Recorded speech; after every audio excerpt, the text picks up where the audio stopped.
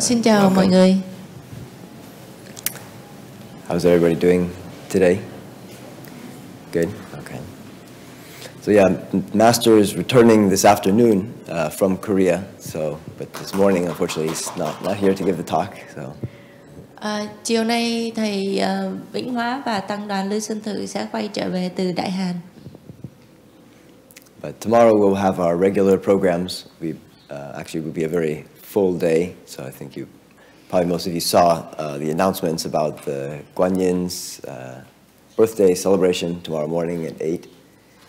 And then we have the sutra lecture and the regular programming after that, including some special ceremonies for the 3 refuge and precept ceremony and leaving home ceremony also.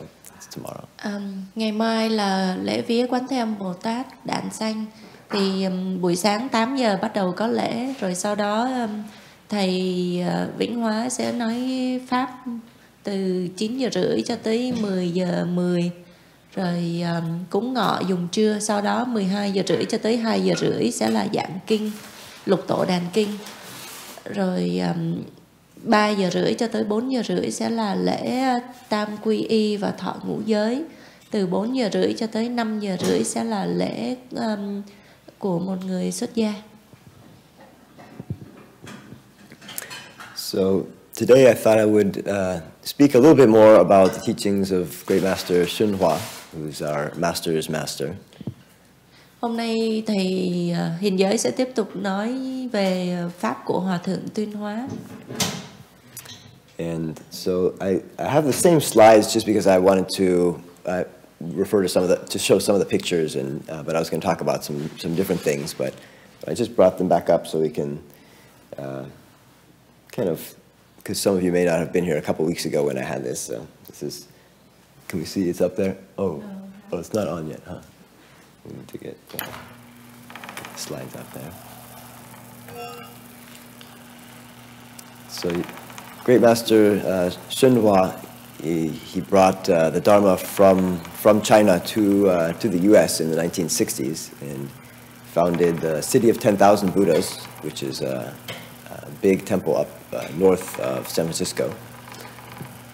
Hòa thượng XuanHua là cái người mà mang chánh pháp từ bên Trung Hoa qua tới nước Mỹ từ những thập niên 60. Rồi Ngài cũng là người thành lập lên hệ thống Vạn Phật Thánh Thành.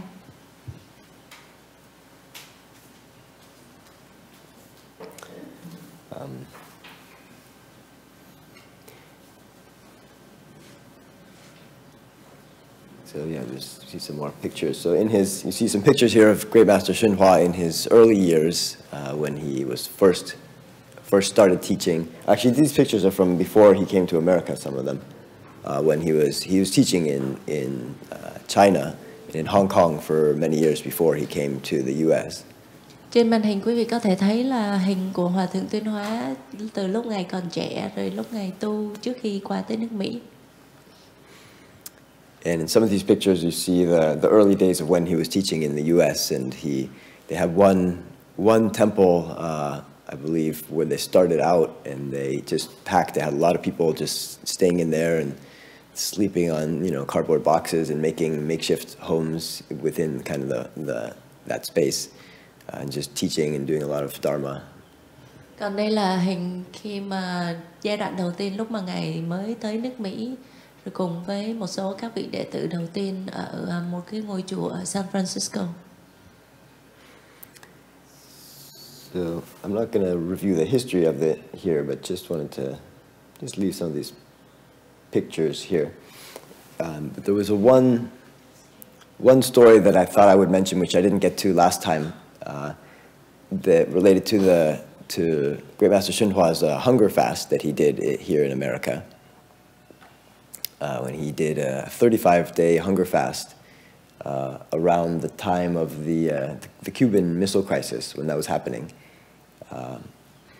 And to preface that, there's been a lot of people experienced these unusual, amazing kind of events around Great Master XuanHua, and he healed a whole lot of people.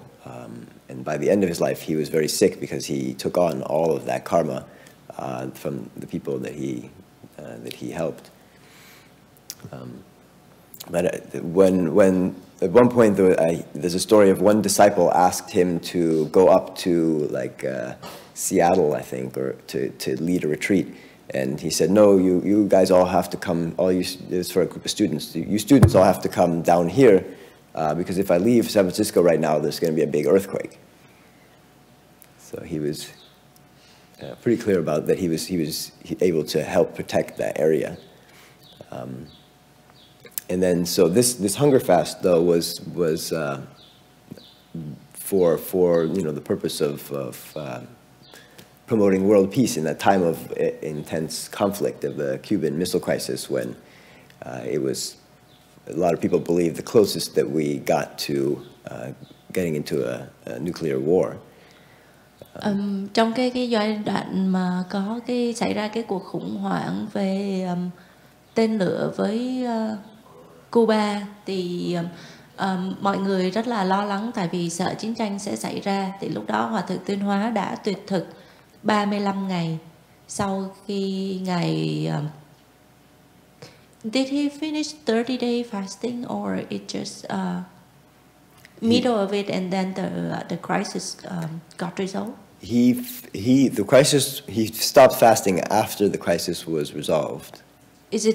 Was it 35 days? Yeah, 35 days was his fast.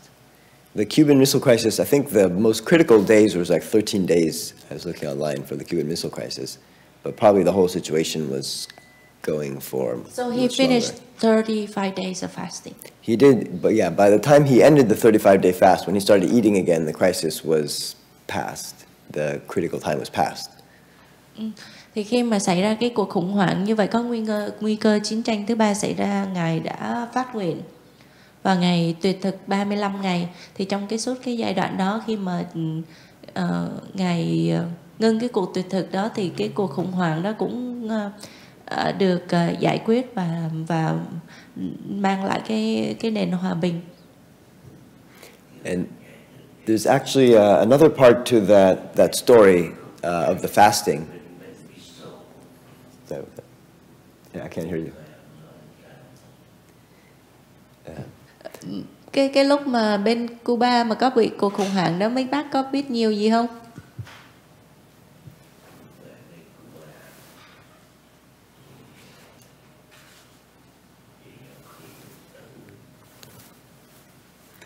Do you have a question? Thì lúc đó là cũng có cái nguy cơ là sẽ chiến tranh, có nguy cơ chiến tranh bom nguyên tử xảy ra. Chính vì vậy mà mọi người rất là lo lắng.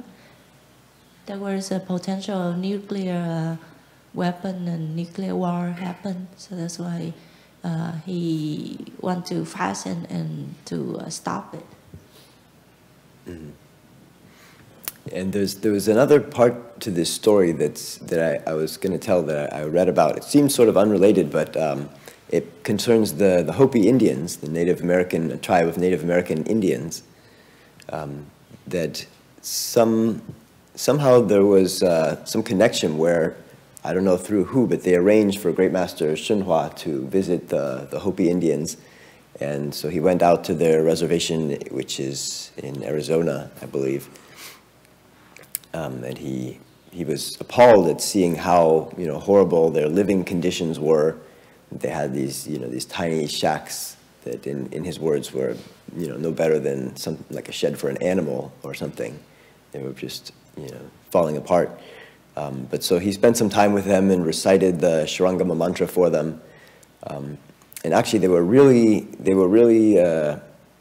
kind of enthralled and excited to meet Great Master XuanHua, because they have, and I looked this up in some of the Hopi mythology, they have mention of, it's kind of like a savior that will come, that's predicted in their scriptures, and has certain hallmarks that are described, that this savior is going to wear like a red kind of cape and have the wand character. Like if you look on the Buddha here, on the chest, the Buddhas have the wand. Like the swastika, but it goes the other way. And so there's Great Master XuanHua also has incense burns of a wand on his chest, and he's wearing the red sash, and also there's a black hat that this figure in the mythology wears. So he has, sometimes Great Master Shinhwa wore this precept cap. So at the time he was wearing all of these, he was very hot, so he has bare-chested. They could see the Wan character and his red cape, so they were convinced that he was the figure from their mythology that was predicted as being, being like this, I think he was called the elder brother, who was, in the past he was there and he would come back and help them in some way and help save, I think, unite the different tribes. So I don't remember the details, but he was kind of like their messiah figure. Thì Hòa thượng Tuyên Hóa cũng đã từng đi viếng thăm cái bộ tộc hippie của người da đỏ. Thì khi mà Ngài tới, tại vì cái lúc đó là trời rất là nóng nên Ngài mặc cái áo giới màu đỏ, rồi đội cái mũ màu đen, rồi trên cái ngực của Ngài có để lộ ra cái hình chữ phạn. Thì những cái hình ảnh của Ngài đó giống y như những cái lời mà tiên tri trong cái truyền thuyết của cái người Hopi, là sẽ có một cái vị thánh, có một cái vị cứu thế sẽ tới để mà giúp đỡ họ. Thì khi mà họ nhìn thấy hình ảnh của Hòa thượng Tuyên Hóa như vậy, họ tin rằng là Ngài là cái người tới để cứu giúp họ. Thì Ngài tới thăm họ rồi cũng dành thời gian trì tụng chú Lăng Nghiêm, rồi cầu nguyện giúp đỡ cho họ. So they really had this intense kind of connection to Great Master XuanHua. And what I read about this story online that talks about this event, that after this time there were many of them that wanted to actually take refuge under Great Master XuanHua and continue to learn from him. And that somehow the way that the story goes, they gave their information and their addresses to one disciple of Great Master XuanHua that was with them on that trip. And this disciple was, I think, maybe a newly ordained monk.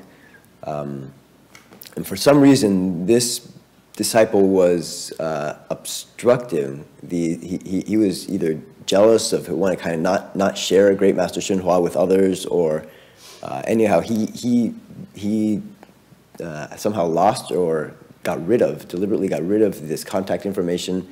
And from what the story says, he deliberately obstructed and prevented them from making further contact and being able to proceed and get refuge and continue to have relations with Great Master XuanHua.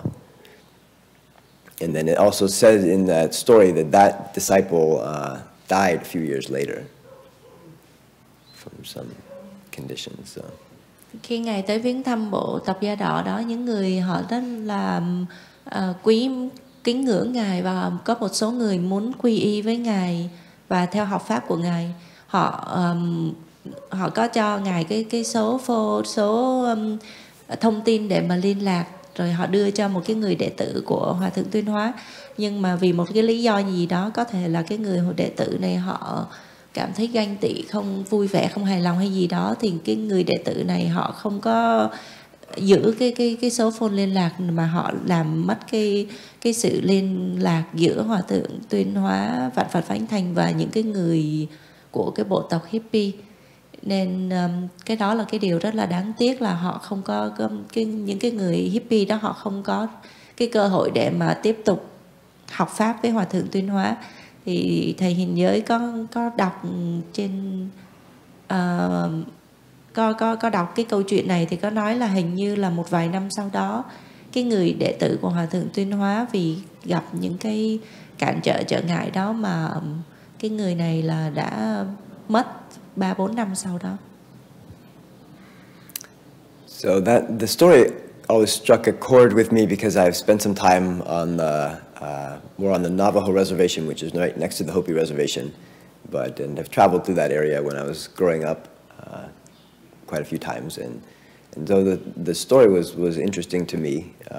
But then it has a further tie-in. There's also a kind of the slightly more upbeat good part of the story is that ties into the Cuban Missile Crisis, because that was around that same time, and the Great Master XuanHua, when he did his hunger fast, he was actually was able to resolve 3 issues at the time. And so the Cuban Missile Crisis was one of them, but then also he was I guess there was some legislation that was kind of critical at that point for the Native American Indians. So during the course of the hunger fast, he also was, that legislation was passed, so there was some favorable turn for the Native Americans. And that was part of his vow that when he did this fast, it actually encompassed both of those. Thầy Hình Giới khi mà đọc cái câu chuyện về cái người hippie đó thì thầy có cái sự liên lạc là tại vì khi mà thầy lớn lên đó, thầy cũng hay đi tới cái bộ tộc cái người Navajo để mà viếng thăm họ. Cái người Navajo thì cũng ở kế bên cạnh cái người hippie, nên khi mà thầy đọc cái câu chuyện đó thì thầy có cái sự cái connection, cái sự liên hệ đối với họ. Rồi thầy cũng nhấn mạnh là Hòa Thượng Tuyên Hóa là một cái vị Bồ Tát lúc nào cũng luôn luôn xả thân để cứu giúp người khác. Rồi ngài thì trong cái giai đoạn mà khi mà ngài tuyệt thực đó thì ngài có thể ngài đã giúp mang lại cái nền hòa bình cho thế giới, rồi cũng giúp cho những cái người bộ tộc da đỏ về cái cải thiện một số cái vấn đề về mặt chính trị. So there's a couple different points that I was going to bring up about this story. One is that, which Master has also talked about, that these sages that come into the world, into our world, like Great Master XuanHua was a very high level. We don't know exactly what level he was at, but he's a high level of enlightenment. And that when there's sages with that level of wisdom and virtue, they actually have a significant impact on just the benefit for the world, for their, more so for the immediate area around them, but even for our entire planet. And Master has actually emphasized that, we look around the world, we see it's in a very precarious kind of state, and there's a lot of problems. But according to Buddhism and according to Masters told us that really without the influence of these sages and these wise people, a lot of whom come without us having to even know that they're here, but without their presence and their influence, the world could easily be destroyed very quickly. So actually they're holding the world together. Thầy Vĩnh Hóa cũng thường hay nhấn mạnh là khi có các cái vị thánh tăng, những cái vị Bồ Tát mà họ tới cái thế gian này, họ đã âm thầm tu hành, nhưng mà khi mà họ tới đâu á, họ đều giúp cho cái vùng ở cái xung quanh họ được an lạc, được yên ổn hơn. Và những cái nơi mà hay có thiên tai, hạn hán, lũ lụt, chiến tranh này nọ, nếu mà không có những cái vị Bồ Tát Thánh Tăng ở đó thì cái hậu quả nó rất là nặng nề. Nhưng mà ví dụ như khi mà Hòa Thượng Tuyên Hóa ở San Francisco, đúng lý ra là San Francisco là động đất rất là nhiều, nhưng mà khi mà Ngài ở đó thì Ngài có thể giúp cho tránh được cái thảm họa bị động đất. Chính vì vậy mà Thầy hay nhấn mạnh là các vị Bồ Tát họ lúc nào họ cũng âm thầm để mà cứu giúp chúng sanh, không những ở những cái chúng sanh trong cái vùng ở gần đó, mà có thể là cái tầm ảnh hưởng là cả thế giới. So part of what I personally take from that is a sense of wanting to also, to do my part, to have there's gratitude that we have the support, that we have the conditions that these kind of beings do come to our world and help us. And then we have, and of course, in particular for us, we have the teachings from Great Master XuanHua that we have, passed on to us, and the Master guides us and helps us to put them into practice. So for myself, from that sense of gratitude, wanting to kind of take advantage of these teachings and opportunities, and to do the best that I can to improve myself and to apply what these beings and wise people have taught, the teachings that the Buddha has passed on to us, and the Great Master XuanHua has made available to us. Vì vậy mà khi mà mình tu hành có được cái môi trường thuận lợi để tu thì mình cần phải biết cung kính cảm ơn cảm tạ những cái vị Bồ Tát, những cái vị Thánh Tăng, những cái vị Thiên Long Bát Bộ, họ luôn luôn ở xung quanh để mà giúp đỡ cho mình. Và thầy hiện giới cũng muốn dùng cái cơ hội này để mà tỏ cái lòng biết ơn của thầy đối với những gì mà thầy đã nhận được, và thầy cũng rất là cảm kích vì đã có cơ hội để mà được học pháp với thầy Vĩnh Hóa, rồi học được pháp của Hòa thượng Tuyên Hóa.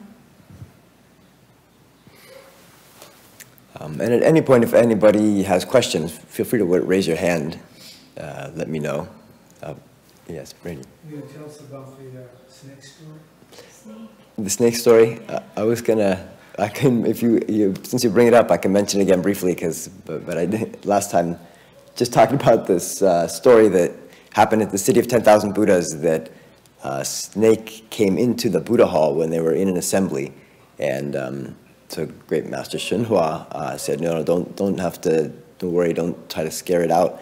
And it then circumambulated the Buddha hall 3 times, and then came to the center and bowed his head to Great Master XuanHua. And then from Venerable Senren is saying that actually this happened many times. And at some point he explained that the snake was a general that in an army that he'd known from a past life, that became a snake but was coming to pay respects. Thì có một câu hỏi là muốn thầy kể lại cái câu chuyện về những cái con rắn ở Vạn Thật Thành như thế nào. Thầy nói là tuần trước thì cũng có nói rồi, thì tuần này thầy cũng chỉ nói ngắn gọn thôi, là khi Hòa thượng Tuyên Hóa đang là giảng pháp thì ngài nói mới nói với đại chúng là mình sắp sửa có một vị khách tới thăm, thì mọi người hãy ở yên đó và đừng có hoảng sợ gì hết.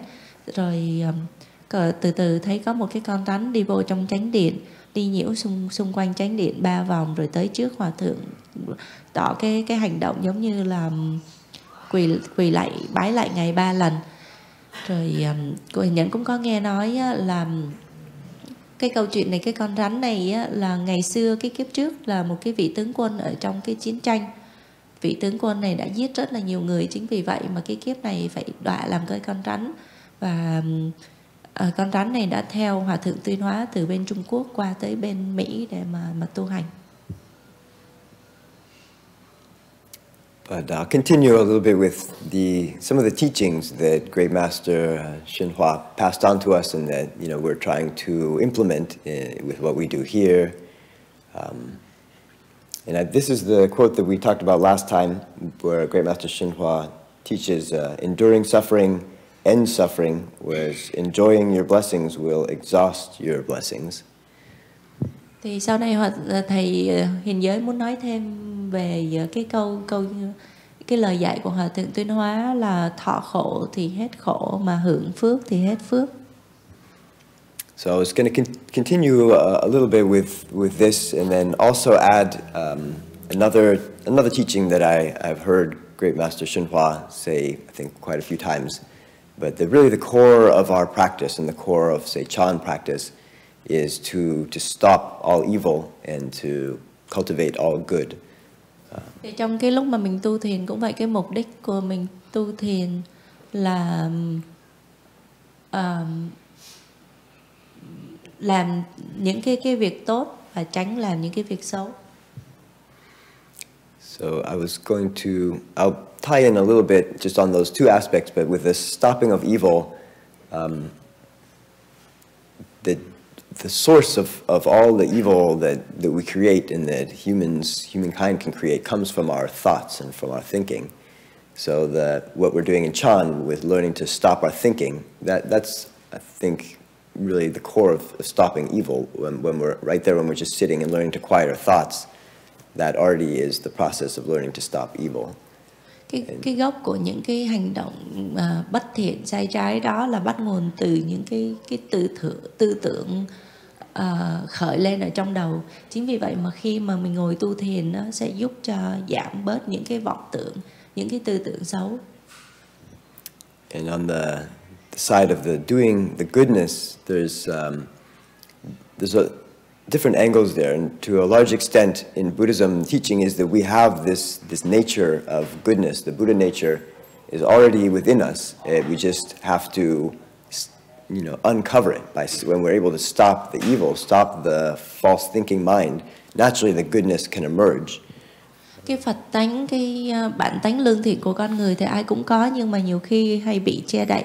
Khi mà mình có thể cắt đứt những cái tư tưởng xấu, những cái hành động xấu, thì tự động cái tốt, cái Phật tánh nó sẽ hiển lộ ra.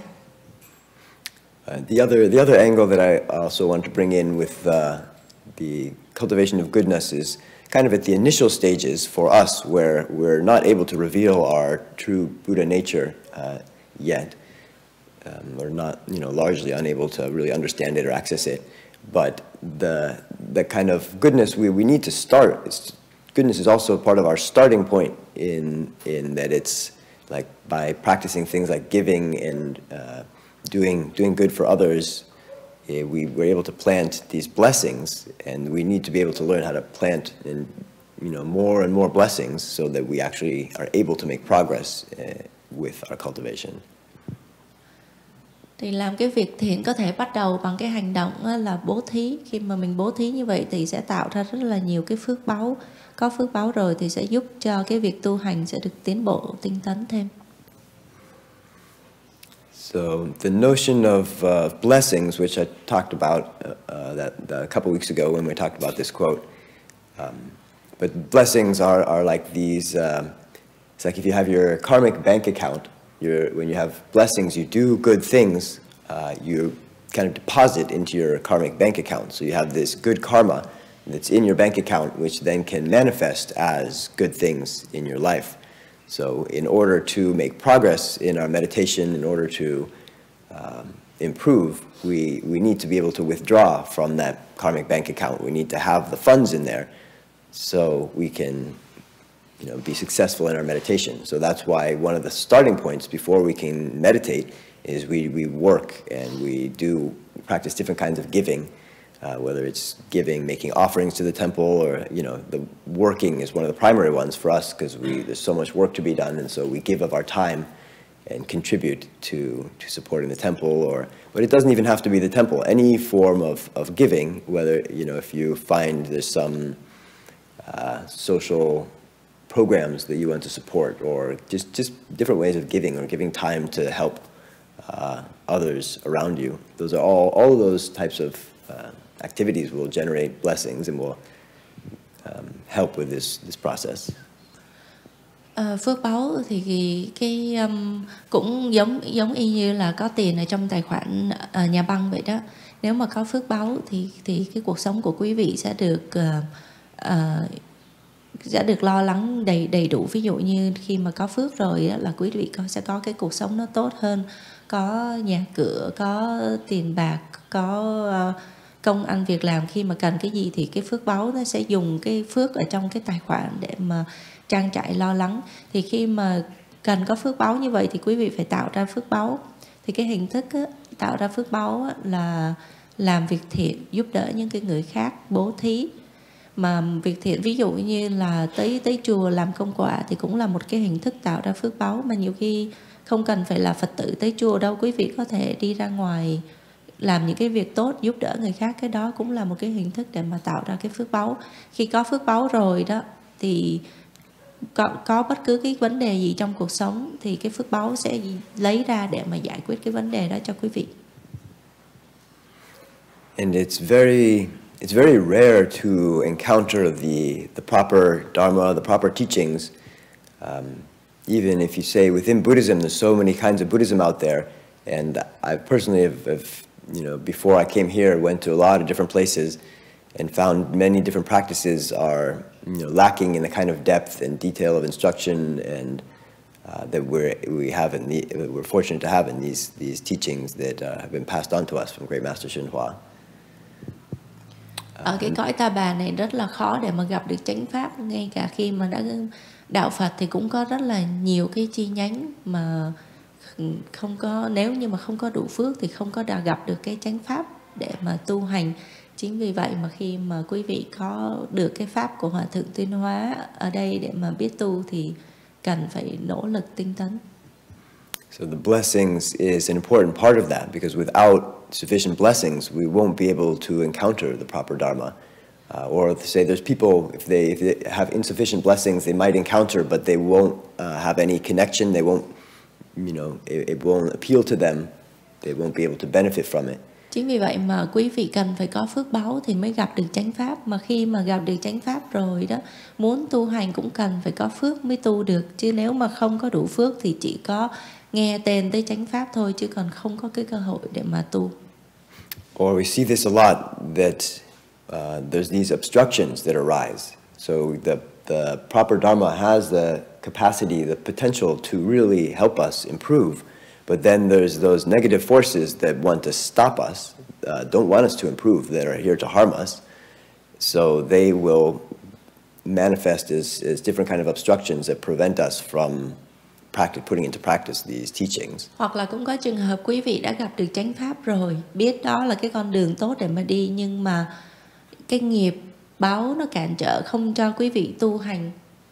Quý vị có muốn tu đi nữa cũng không có tu được. Mà cần phải có phước báu, thì khi mà cái phước báu đó dùng ra để mà giải quyết những cái nghiệp chướng thì quý vị mới có thể tiếp tục tinh tấn tu hành. Like the story of the Hopi Indians could be seen as one example of that they had this really powerful connection through their kind of mythology, their belief system, that they really connected to Great Master XuanHua, but then the circumstances evolved in such a way that they were prevented from taking refuge and from having further connections, and then things just. Cái câu chuyện về cái người da đỏ hippie đó là một cái bằng chứng cho thấy rằng họ có cái phước để mà gặp Hòa thượng Tuyên Hóa, nhưng mà họ không có đủ phước để mà tiếp tục theo học với ngài để mà hưởng những cái thành quả của cái pháp của ngài. But by continuously planting more blessings and doing different kinds of good, practicing giving, those blessings that we generate will help us to navigate and overcome some of these obstructions. Chính vì vậy mà đối với những cái người mà tu hành cần phải nỗ lực không ngừng tạo ra phước báu. So it's a really fundamental part of our practice to keep doing this, especially since the teachings are very clear that we all have the same Buddha nature, the same capacity for the Buddha's wisdom, as the same as the Buddha himself. Each and every one of us has that within us. But the limiting factor, the reason we can't see it, is we do not have the blessings to see it. Or that even when we encounter the teachings, Master teaches us and tells us about the Dharma, we don't get it. We can't actualize it because we don't have the blessings.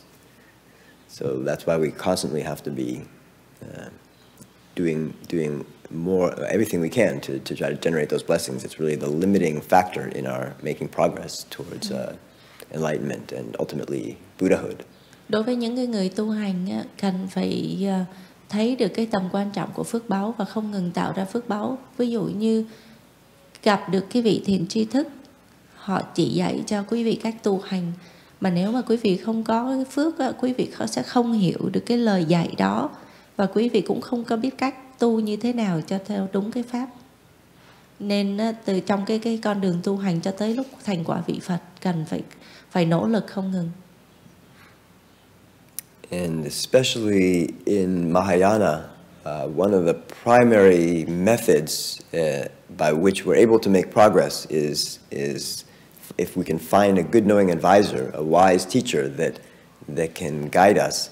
That teacher has the ability to see where we're at and literally then to lift us up much quicker than we would if we're just on our own, kind of trying to grind it out and trying to apply the teachings. Question. Yes. How do you find a good know advisor? That is a tricky question. It's a good question. The question for the internet, to repeat if you didn't hear, was how do we find a good knowing advisor? Of course, the difficult part of that is that we cannot recognize a good knowing advisor, because a good knowing advisor's level is, if they're truly a good knowing advisor, they have a lot of wisdom, and we're down here, so we can't see where they're at. And they usually don't reveal themselves either. They, the teachers out there who are proclaiming how great they are or that they're enlightened, those typically are not the good knowing advisors, are not really enlightened. So the fact is that the really good ones are not going to be announcing themselves, so it's very hard to find them. So it's kind of like a catch-22.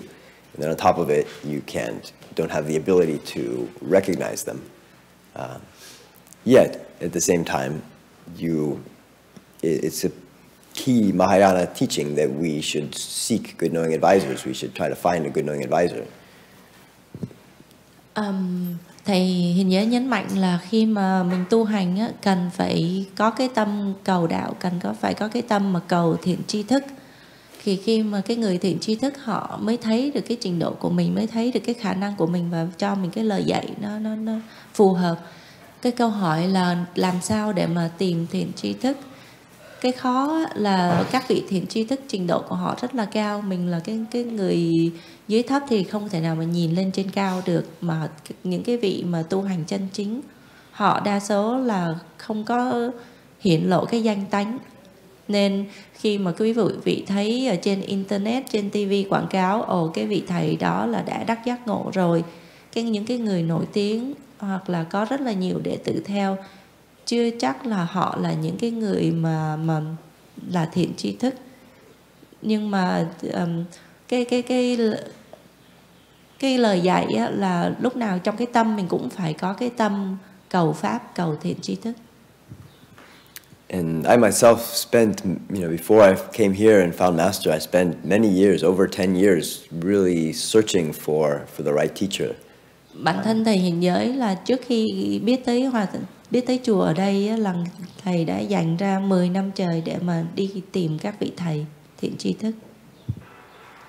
And yeah, it's a very difficult process, and ultimately one of the main answers that Master gives for this, like in his Chan handbook, he says, since you cannot recognize a good knowing advisor, you have to some extent, you have to go look around, try to go places, see who you encounter, but more importantly is just make yourself worthy to be taught. Make yourself a good person, a good Dharma vessel, as we say. Make yourself a good container that's worthy of receiving the teachings of a good knowing advisor. And if you can do that, the good knowing advisor will come to you, will find you. Thành ra cái sự thật đó là cái người đệ tử không có thể nào mà nhận ra được cái người thiện tri thức, nhưng mà mình vẫn có thể đi tới những cái nơi khi mà nghe tới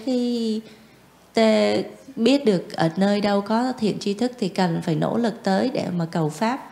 Còn nếu như mà không có biết được các vị thiện tri thức thì chính bản thân mỗi người cần phải làm cho mình xứng đáng để mà được dạy. Mình phải là cái người tốt. Khi mà các vị thiện tri thức thấy mình là một cái pháp khí, một cái công cụ để mà có thể lợi lạc cho chúng sanh thì các vị thiện tri thức sẽ tới để mà dạy cho quý vị. It's beyond you to really figure out. So you find the best, go with your intuition, find the best teacher that you can, and then you work with that teacher. And part of making yourself worthy to be taught is if you're loyal to that teacher, you're developing the kind of qualities of a good student. You're developing the loyalty is an inner quality, and as well as just by applying the Buddhist teachings, doing good for others, and learning to be respectful. These basic virtues. As you make yourself a better person, you have to realize the picture is much bigger, and that even if that teacher that you've picked maybe is not a good knowing advisor, if you are really sincere and you respect this teacher and treat him, because every teacher within Buddhism, every monk, we should learn to treat every master as if they were the Buddha, even if they're a bad monk. If they wear the sash and they're carrying on the tradition of the Buddha, then they're representative, they're part of the family of the Buddha's disciples. So we just treat them all respectfully. And so if whoever your master is that you work with, just, you treat him respectfully and serve that master. And then if it turns out that he's not a good knowing advisor, there's a lot more behind the scenes that we don't see. There will be, there's Buddhas and Bodhisattvas that know what's going on, and if you really make yourself a worthy vessel, at some point the right influence will help guide you to a better teacher if it's not the one that you're working with, and it will become apparent. Khi quý vị có đủ cái nhân duyên với một vị thầy nào đó thì đừng có suy nghĩ gì nhiều, cứ toàn tâm toàn ý đi theo để mà phục vụ cái vị thầy đó, làm tròn cái trách nhiệm của một cái vị đệ tử. Cho dù cái người thầy đó có dạy cho mình sai đi chăng nữa, mà bản thân mình là một cái người đệ tử tốt, thì các vị Bồ Tát, những cái vị thiện tri thức xung quanh, họ không có bỏ rơi mình đâu, mà họ lúc nào cũng theo dõi để mà bảo vệ cho mình, và khi mà cái thời cơ chín mùi, các vị đó sẽ tới để mà dạy cho mình. And I guess I can't say that as if it's a guarantee, because there's no guarantees in anything. But that's the best we can do with the situation. We just improve ourselves. Thật ra là trên cái đời này thì không có cái gì là chắc chắn hết. Thầy không có thể nào mà cam kết cho quý vị là chắc chắn sẽ tìm được thiện tri thức. Nhưng mà nếu như mà quý vị cứ sửa soạn bản thân mình cho mình xứng đáng để được dạy, thì trước sau gì quý vị cũng sẽ được dạy. But again, to really encounter that good knowing advisor, there's going to be obstructions, and we have to overcome them, and there's a lot of other factors. Or once we find the good knowing advisor to implement his teachings, there will be obstructions, and we have to work hard to figure out how to put them into practice. So it's constant challenges, always a lot of work. Để mà gặp được cái vị thiện tri thức đã khó rồi, mà nếu mà đã gặp được rồi mà để được theo học cái vị thiện tri thức đó còn khó khăn hơn nữa. Tại vì ai cũng có những cái sự cản trở, nghiệp chướng ngăn chặn lại. Nên khi mà đã gặp được cái vị thiện tri thức rồi thì quý vị cần phải trân quý cái cơ hội để mà được học Pháp. So any other questions about this, or from especially if there's new people that aren't so familiar, maybe if any kind of questions you have are fine. If you're not familiar with our teachings, or also because this is the Chan class, so if you have questions that are practical in nature about crossing your legs, or why do we teach to sit there and endure the leg pains, anything like that, if you feel free to bring up. Quý vị có ai có câu hỏi gì không? Đối với những cái người mới bắt đầu thực hành, có bất cứ cái câu hỏi thắc mắc gì, tại sao cần phải xếp bằng ra sao, hoặc là khi mà ngồi thiền gặp những cái chuyện này chuyện kia cảnh giới này, thì quý vị cứ tự nhiên mà hỏi cái câu hỏi. Đây là cái cơ hội để mà giải đáp những cái thắc mắc của quý vị. And actually, when we learn to do that, to just sit there and endure the leg pains, that in itself will generate blessings. Sitting in full lotus is said to generate tremendous blessings in itself. Just that posture. Khi quý vị ngồi thiền mà nếu mà ngồi xếp bằng, ngồi kiết già được và ráng chịu cái chân đau, thì cái đó là một cái cách rất là tốt để quý vị tạo ra cái phước báu cho bản thân mình. So there's a lot of different things we can do. It's not just the giving of our time or making offerings, helping others to generate blessings, but actually the cultivation itself. When we're reciting the Buddha's name, there's incredible merit and virtue that we generate just by reciting sutras, or crossing our legs, enduring a little bit more leg pain every day. Just, if you have your timer, every day you endure a little bit more, so you're improving your ability to sit longer and longer. And so doing all those things will also help us generate blessings that go into our bank account, and that can enable us to make further progress. Có rất là nhiều cái phương pháp để mà tạo ra phước báu, không ngoài cái việc mà bố thí giúp đỡ những người khác, thì khi mà quý vị tu hành, cái đó cũng là một cái cơ hội rất là tốt để quý vị tạo ra phước báu. Ví dụ như ngồi thiền, ngồi chịu đau, quý vị tạo ra phước báu, hoặc là đọc kinh, niệm Phật, cái đó của phước báu cũng rất là vô lượng vô biên. So any questions about that? Anything comes up? Ultimately, if we have enough blessings to apply these teachings well, then as we follow the method of Chan meditation, just sitting longer, it will naturally help us reduce our thinking. And that's the key of what we're trying to do when we practice Chan, to improve our samadhi or concentration power by becoming less scattered, having less scattered thoughts, and the mind can focus better. Nói tóm lại là khi mà quý vị ngồi tu thiền cứ ngồi lâu thì tự động cái tâm sẽ lắng xuống, giảm bớt những cái vọng tưởng, sức tập trung của quý vị tăng lên, mà khi quý vị có định lực rồi thì trong bất cứ những cái việc gì quý vị làm nó cũng đều có hiệu quả hơn.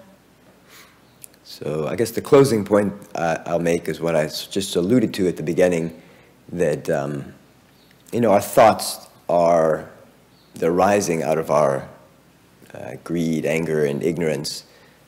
They're because we have these attachments and desires. So we want things to be a certain way, and often the world it's not going to meet our expectations. It's going to go a different way. People are going to do things to get in the way of what we want. So we tend to get angry about it, or we might retaliate.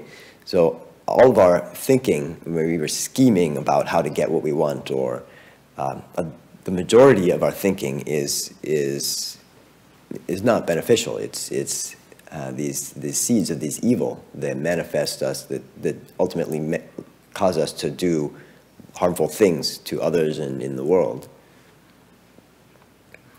So when we learn to, the first level, like we have precepts that tell us what not to do, what behaviors to definitely avoid, like physically hurting somebody or killing people.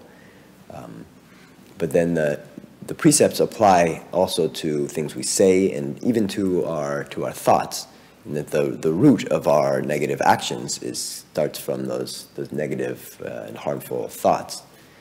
And so the more advanced we get, we can, as we're able to reduce our thinking, and we get down to some of the roots, those that's causing those attachments that we have that are causing these types of evil thoughts to arise.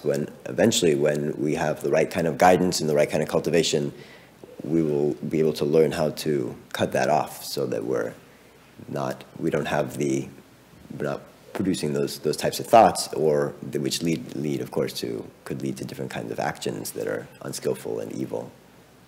Con người chúng ta thì ai cũng có cái sự chấp trước, những cái ham muốn tạo ra cái sự tham lam, tam độc của con người, đó là tham sân si. Nhiều khi mà mình không có đạt được những cái gì mình ham muốn thì mình tức giận, cái đó là cái sự sân hận, rồi si mê. Khi mà từ những cái vọng tưởng, những cái tư tưởng xấu mà nó cứ khởi lên như vậy mà mình không có nhận ra được, mà cứ hành động theo nó, thì có nghĩa là mình bị nó lôi cuốn, nó làm chủ mình. Trong đạo Phật, Đức Phật đã dạy về cái giới, người tu cần phải giữ cái giới luật. Khi mà giữ cái giới thì có nghĩa là quý vị ở trong cái vòng bảo vệ an toàn, không có bị nguy hiểm. Khi mà quý vị ngồi thiền, cái này không hẳn là dành cho những cái người Phật tử đâu, mà những cái người không phải Phật tử cũng vậy. Khi mà quý vị ngồi thiền, quý vị thấy những cái tư tưởng, những cái vọng tưởng nó khởi lên, quý vị chỉ cần nhận biết ra vậy thôi, mà không có chạy theo nó. Từ từ khi mà càng tu nó càng lên cao thì quý vị sẽ giảm bớt tất cả những cái vọng tưởng. Quý vị có thể làm chủ được bản thân mình, nhận rõ ra được cái điều đúng, điều sai, thì khi đó cái cuộc sống của quý vị bắt đầu nó có cái sự thay đổi. So when we're practicing Chan, we're already cultivating goodness, because when we're sitting there quietly, first of all, we're not hurting anyone, we're not doing anything, we're just sitting quietly. So you're not engaging in unskillful actions or saying things that could lead to harming others. And we're learning to quiet down our thoughts, gradually working away at the root cause. And that ultimately, the more we do that, then our inherent goodness can be revealed, that Buddha nature that we all have within us. Khi mà quý vị ngồi thiền thì thật ra là mình quay lại mình nhìn vô bên trong của mình để mình biết ra được những cái điều tốt, những cái điều xấu, những cái tư tưởng xấu nó khởi lên. Mà khi mà nhận biết ra được như vậy, cái đó là cái bước đầu tiên để quý vị có thể ngưng những cái hành động, không có bị nó lôi cuốn theo, và mình tu, mình thay đổi cái bản thân trở thành cái người tốt hơn. Cái đó cũng là một cái cách để mà quý vị tạo ra phước báu, trả bớt những cái nghiệp chướng. Khi mà cái nghiệp nó giảm bớt rồi thì cuộc sống của quý vị nó sẽ được thoải mái, rõ ràng hơn. So yeah, encourage you all to keep cultivating and find ways that you can incorporate this type of practice into your daily life, and you know, there's a lot of benefits that you can see. For those of you who are new, you know, feel free to talk to any of us here and ask questions. A lot of people have been here for a while and can share their experiences as well. And hy vọng là mỗi người ở đây sẽ cố gắng mỗi ngày bỏ ra một thời gian để mà tu, không những là chỉ cần ngồi đâu, mà trong cái cách cư xử, hành xử với mọi người, quý vị cũng có thể áp dụng những cái kỹ thuật thiền ở trong đó. Và đối với những cái người mới thì khi mà quý vị có những cái điều gì thắc mắc thì cứ tự nhiên hỏi các quý vị tăng ni ở trong chùa đây, có rất là nhiều người có thể giúp đỡ giải đáp thắc mắc cho quý vị. So we'll wrap it up there. We can go to lunch. Please, everybody join us for lunch. And Master will be back soon. So I think, I'm not sure if he'll be here for tonight's mantra session, but definitely for tomorrow, for the programs, he will be here. Nếu mà không có ai có thắc mắc gì hết thì mời quý vị giải lao và dùng trưa. Okay. Thank you, everybody.